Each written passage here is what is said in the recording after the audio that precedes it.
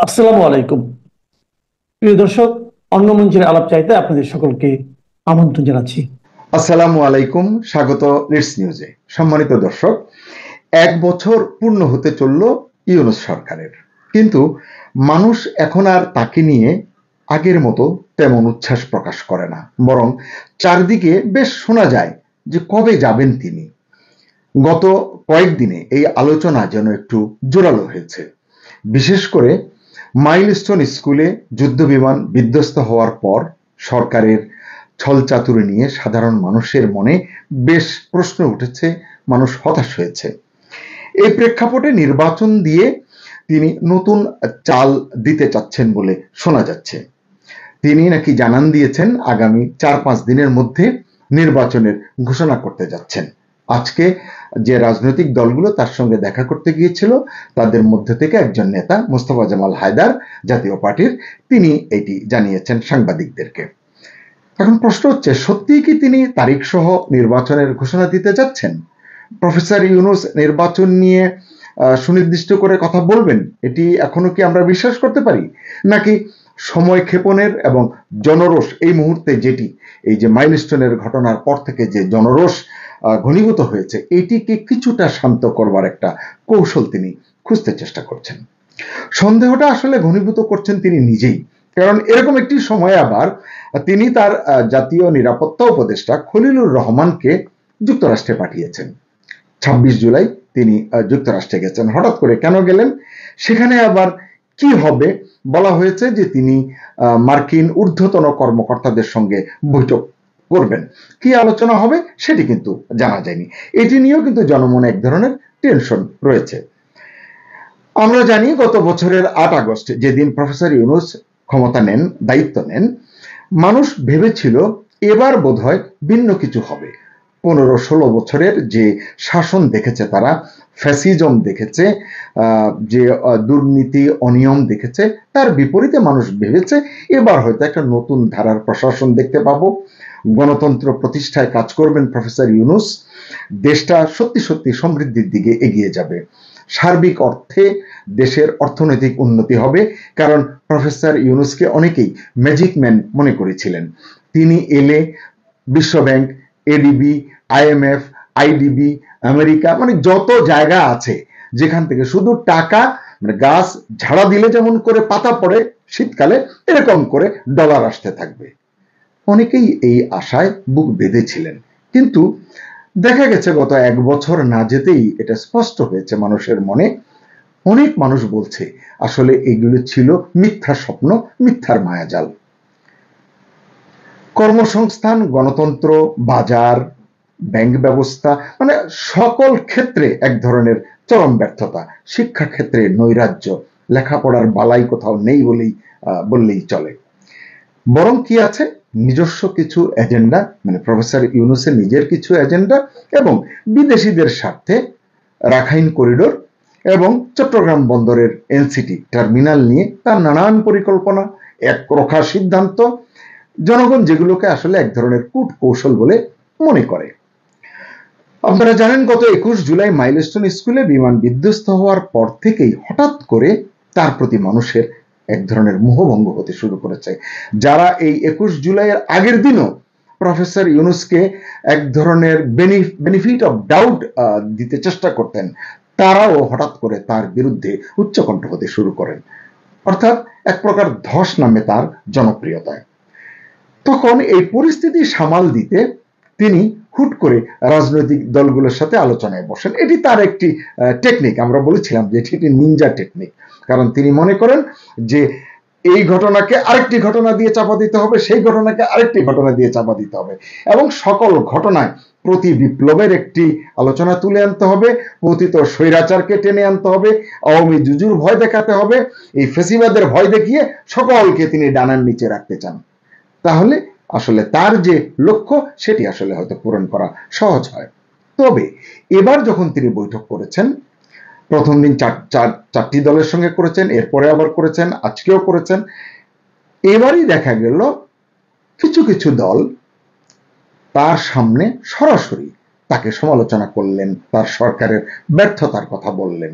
তারা স্পষ্ট বললেন যে দ্রুত নির্বাচন দিন, এটি না দিলে পরিস্থিতি আসলে সহজে ঠিক হবে না, এটি ম্যানেজ করা কঠিন হয়ে যাবে।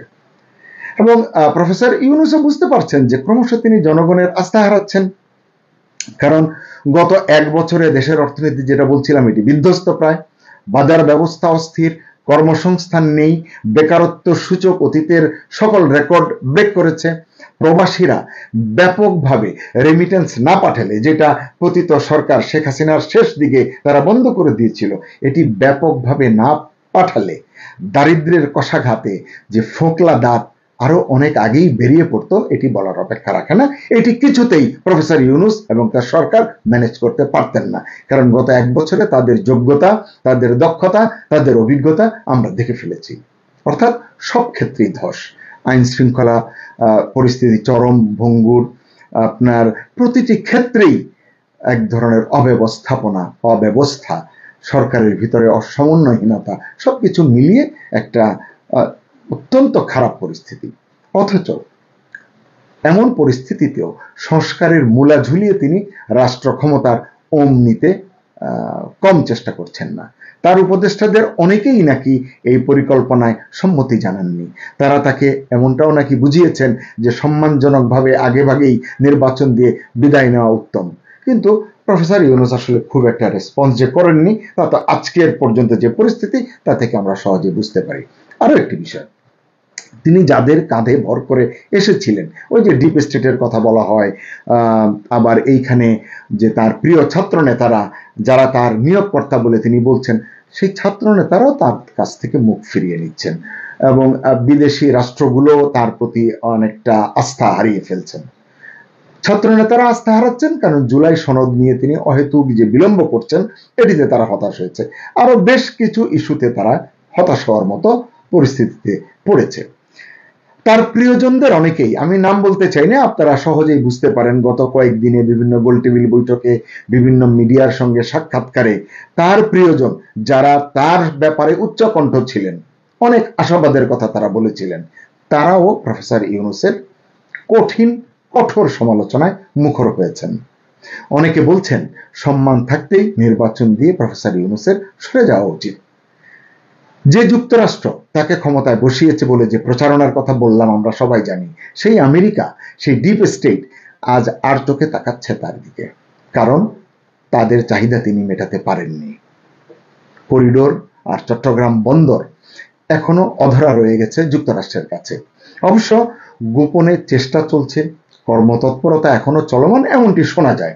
তবু জনগণের তীব্র বিরোধিতা, সেনাবাহিনীর নৈতিক অবস্থান, সব মিলিয়ে এই আন্তর্জাতিক এজেন্ডা নিয়ে প্রকাশ্যে মুখ খুলছেন না প্রফেসর ইউনূস এবং জাতীয় নিরাপত্তা উপদেষ্টা খলিলুর রহমান। তবে বাইডেন প্রশাসন যদি এখনো ক্ষমতায় থাকতেন কি হতো বলা যায় না। ট্রাম্প প্রশাসন যে তাকে আগাগোড়াই বিশ্বাস করে না, এটি তো আমরা সকলেই জানি। তবু দেশে এবং আন্তর্জাতিক পর্যায়ে প্রায় সব হারিয়ে এবার শেষ ভরসা, শেষ চেষ্টা হিসেবে আবারও তিনি খলিলুর রহমানকে কাজে লাগাতে উদ্যোগ নিয়েছেন। হুট করে 26 জুলাই আমেরিকায় পাঠিয়েছেন খলিলুর রহমানকে। উদ্দেশ্য কি?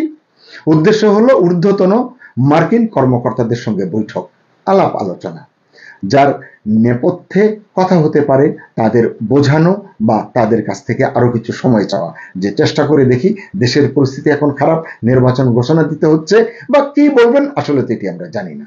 প্রশ্ন হচ্ছে এই সফরে কি সত্যিই কাজ হবে? খলিলুর রহমান কি পারবেন মার্কিন আস্থা টিকিয়ে রাখতে বা ফিরিয়ে আনতে? প্রফেসর ইউনূসের জন্য একটু এক্সটেনশন অনুমোদন করাতে? পাল্টা শুল্ক আলোচনায় তো তিনি ডাব্বা মেরেছেন, এটি আমরা দেখেছি। এই সফরে খলিল যদি ব্যর্থ হন, তাহলে এটাই কি হবে প্রফেসর ইউনূসের শেষ আন্তর্জাতিক চাল? দেশে নির্বাচনের ঘোষণা দিয়ে জনগণকে শান্ত রাখার যে কৌশল তিনি নিতে যাচ্ছেন, সেটাই বা তাকে কতটা সময় বা স্বাচ্ছন্দ্য দেবে? জাতীয় পার্টির নেতা মোস্তফা জামাল হায়দার যে জানিয়েছেন বৈঠক করে এসে, আগামী 4-5 দিনের মধ্যেই ইউনূস নির্বাচন ঘোষণার পরিকল্পনায় আছেন। ক্যাটাগরিক্যালি তিনি বলেছেন যে তিনি 4-5 দিনের ভিতরে নির্বাচনের তারিখ সহ নির্বাচনের তারিখ দিন ঘোষণা করতে যাচ্ছেন। কিন্তু এটি কি সত্যিকারের উদ্যোগ? বড় দলগুলোর সঙ্গে যখন আলোচনা করলেন, বিএনপি জামাত সহ বড় দল প্রথম দিন, এই কথাটি সেদিন বললে বোধহয় অনেক শোভন হতো।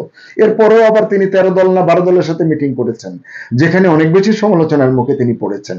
হয়তো এদের সমালোচনার কারণেই তার ঘুম ভেঙেছে।